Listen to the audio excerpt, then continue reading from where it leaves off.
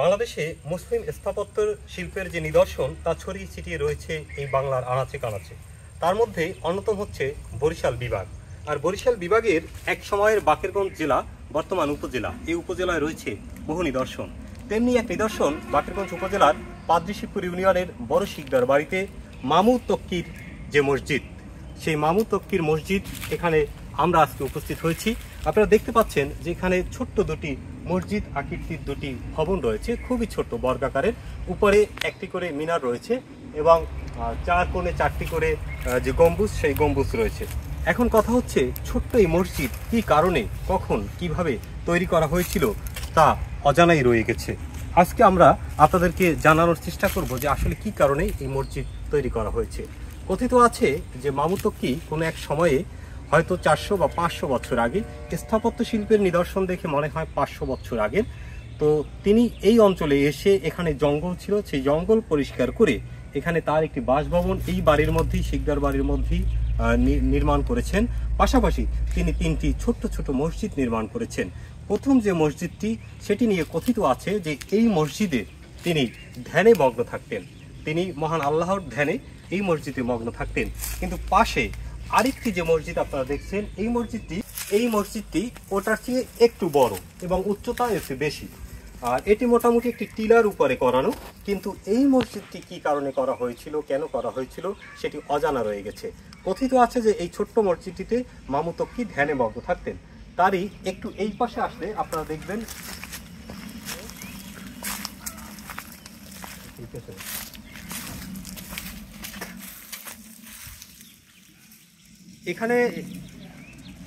এখানে হচ্ছে সেই বড় মসজিদটি। এটার মধ্যে 6 থেকে 7 জন হয়তো নামাজ আদায় করতে পারে।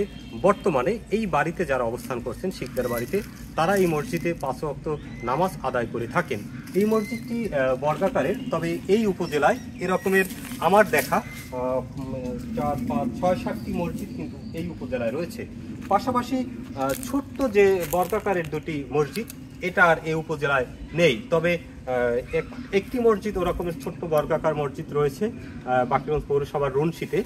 আর এই যে মসজিদটা দেখছেন, এরকমের আরও 4টি মসজিদ কিন্তু এই উপজেলায় রয়েছে, কিন্তু পাশাপাশি 3টি মসজিদ নির্মাণ করার কারণ অজানা রয়ে গেছে। আমরা এই বাড়ির একজনের সাথে কথা বলে জানতে পেরেছি যে এই বাড়িকে ঘিরে তিনি একটি দিঘি নির্মাণ করেছিলেন, দিঘি খনন করেছিলেন। আর সেই দিঘিতে আমরা যেখানেই দিঘির এই সন্ধান পাই বা দিঘির বিষয়ে কথা বলি, সেখানে একটি প্রচলিত কথা রয়েছে যে সেই দিঘি থেকে ওই সময়কার মেজবানির যে জিনিসপত্র, সেই জিনিসপত্র মেজবান আয়োজন করতে হলে যে থালা বাটি, ড্যাক, এইগুলোর প্রয়োজন হয়, সেগুলো সেই দিঘি থেকে দেয়া হতো।